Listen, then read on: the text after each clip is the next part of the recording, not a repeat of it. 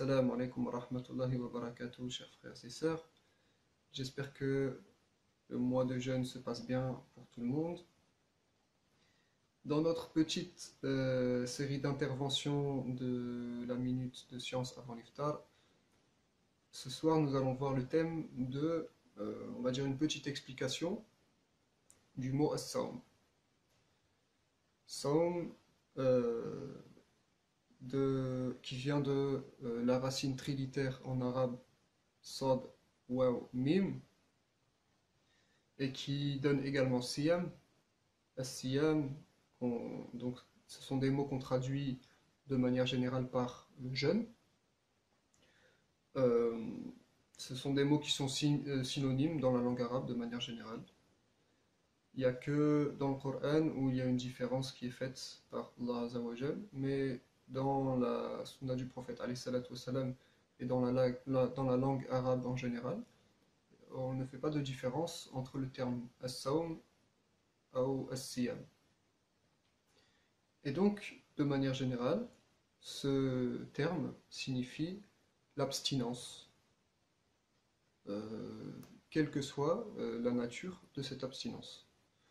On voit par exemple dans la sourate Maryam, quand est mis en scène le moment où Maryam alayhi salam vient d'accoucher de Sidna Isa alayhi salam. Allah Azza wa Jal, il lui inspire de secouer le palmier sur lequel elle est adossée afin d'en faire tomber des dattes fraîches, et il lui dit: mange et bois et repose-toi. Il lui dit ensuite: et si tu vois quelqu'un parmi les êtres humains, alors réponds-leur: Inni nadartu li rahmani sawman. Inni nadartu li rahmani sawman. J'ai voué pour le tout miséricordieux sawman. On va voir à quoi fait référence ce terme, sawman, puisque juste avant, on voit que Allah il lui dit: mange les dattes et bois et repose-toi, mange et bois. Alors ce terme, sawman, il n'est pas lié à un jeûne de la nourriture ni de la boisson. Et on voit que juste après, dans la suite du verset, est expliqué le sens du terme sawman, puisqu'il est dit: Falan ukallima al-yawma al-insiya. Cette proposition, elle commence par la conjonction de coordination fa. Falan ukallima.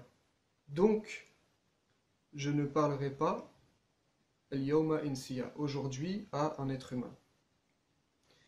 Puisque donc cette conjonction de coordination fa, elle implique un lien de cause à effet entre deux propositions. Et donc là, on voit que la cause, c'est le fait qu'elle est vouée au tout miséricordieux un jeûne, sawman, et l'effet, c'est: je ne parlerai aujourd'hui à aucun être humain.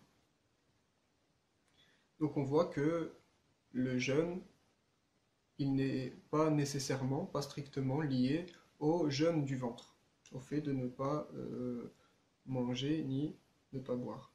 Cette constatation, elle va nous amener à l'appui de la sunna du prophète alayhi salatu wassalam, à nous dire que le jeûne du mois de Ramadan, il ne s'arrête pas au jeûne qui est décrit par le fiqh, par la jurisprudence, qui nous indique de nous retenir, de nous abstenir, de nous contenir, de boire et de manger, et de satisfaire nos appétits liés à la libido, de l'aube au crépuscule.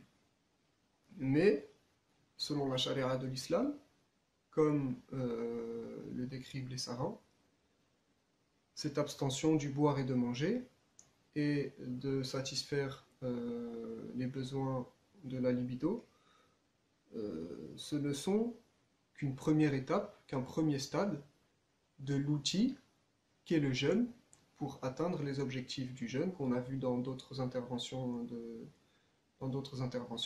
qui est la taqwa.